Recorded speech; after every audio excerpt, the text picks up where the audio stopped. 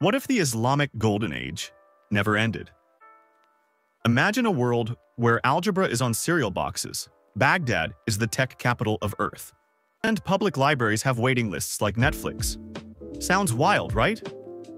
Let's find out what that world could have looked like, the good, the bad, and the slightly poetic. Part 1. A quick recap. Between the 8th and 13th centuries, the Islamic world was in full intellectual overdrive. Baghdad's House of Wisdom. Basically, the Google of the ancient world. They translated Greek, Persian, and Indian texts, invented algebra, made advances in astronomy, medicine, optics, even surgical tools. And yes, they gave us coffee. We owe them big, but it didn't last forever. The Mongol invasion, internal divisions, and eventually colonial pressures, they all played a part in cutting that golden thread. What if it never ended? In this alternate reality, education is free, libraries are sacred, and nerds, they run the world.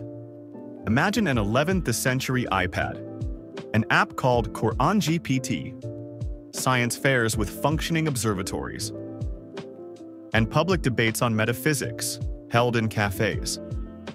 Europe might be borrowing ideas from North Africa and the Middle East, not the other way around. Maybe Einstein studied under someone named Al-Khwarizmi IV. Catchy, right? Part 3. How? Now, let's talk conquering, but not the sword-swinging kind. This is intellectual conquest.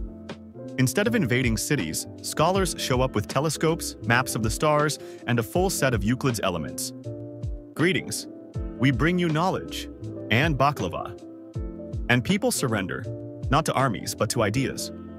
It's kind of beautiful.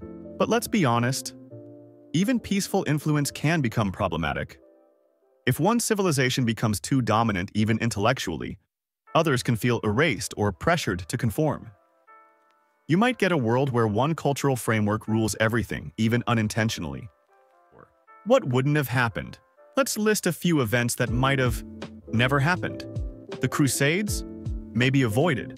The European Dark Ages? Softened or skipped entirely. Colonialism? Reversed with Islamic powers leading global trade and tech. The Age of Exploration? Flipped. Instead of Columbus, we get Ibn Battuta discovering America with better maps, more tea, and way less genocide. Sounds great, right? Part 5. The downsides. Okay, let's pump the brakes. What are the negatives of a never-ending golden age? Stagnation. When you're at the top, it's easy to get comfortable. Elite scholars might gatekeep progress. New ideas? Too risky, too rebellious. Innovation could slow to a crawl. 2. Conservatism. A powerful religious intellectual class might block certain technologies. Artificial intelligence? Show us the hadith where that's allowed. You get the idea. 3. Loss of diversity. As Islamic influence spreads, other cultures might lose their languages, traditions, and local knowledge. Not by war, but by being overwritten. Soft power can still erase. 4. Elitism. Imagine a society where only scholars matter. Philosophers and astronomers, celebrities, artists, mystics, musicians, may be ignored. A world where every TED Talk needs footnotes from Aristotle. Yikes. Part 6. The balance.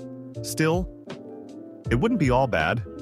We'd probably have earlier access to modern medicine, a better relationship with science, a deeper connection between spirituality and logic, and maybe, just maybe, a few less wars.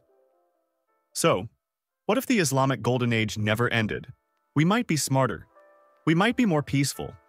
We might even have colonies on the moon by now. But we'd still be human, ambitious, curious, flawed. Maybe the real lesson isn't in rewriting the past, but in borrowing its best ideas. Be curious, be kind, drink strong coffee, and build a better world one idea at a time.